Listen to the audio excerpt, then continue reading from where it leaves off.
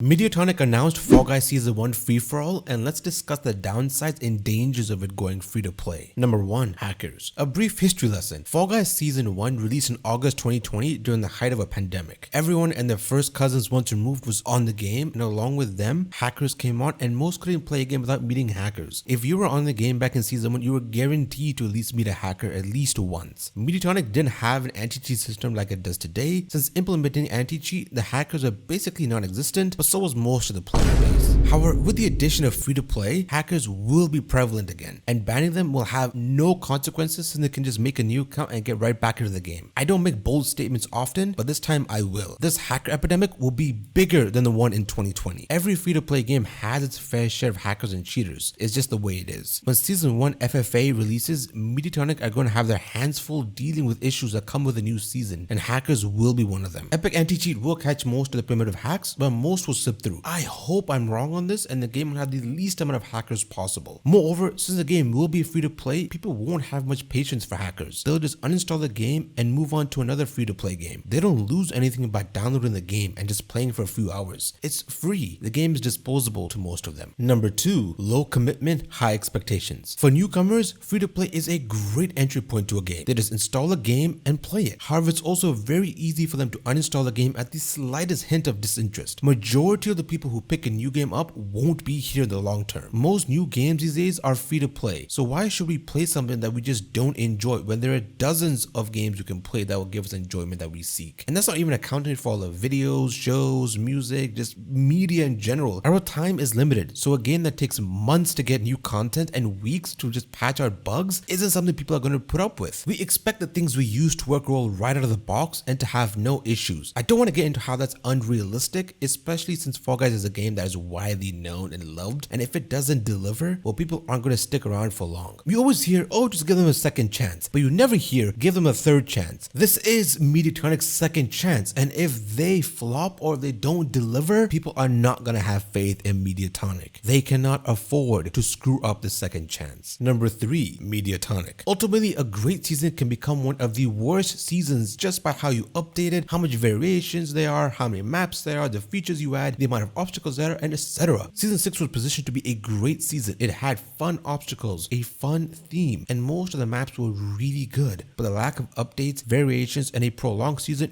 really crippled the season's potential. Sweet Thieves is a great map, it is, but it just wasn't worth the months-long wait. Season 6 was crippled, so Season 1 FFA would be able to run. Season 6 went on for 203 days. That's almost 7 months, or the majority of the year, on one freaking season. By resetting back to Season 1 and making the game free to play, MEDIATONIC is hoping to do a do-over, a restart. This is MEDIATONIC's New Game Plus. They keep all the experience and tools, but they get to start all over again. This might even mean the days of 5 to 7 month seasons are over. At least I hope they are. If MEDIATONIC delivers great content consistently, communicate more with their player base, fix bugs and patches quickly, players will be satisfied and player retention along with player acquisition will go up. If MEDIATONIC positions themselves well, they could make millions, and we could all get a fantastic product in return. This all hinges on MEDIATONIC's ability as a game company and us the player base being vocal and holding MEDIATONIC to a higher standard.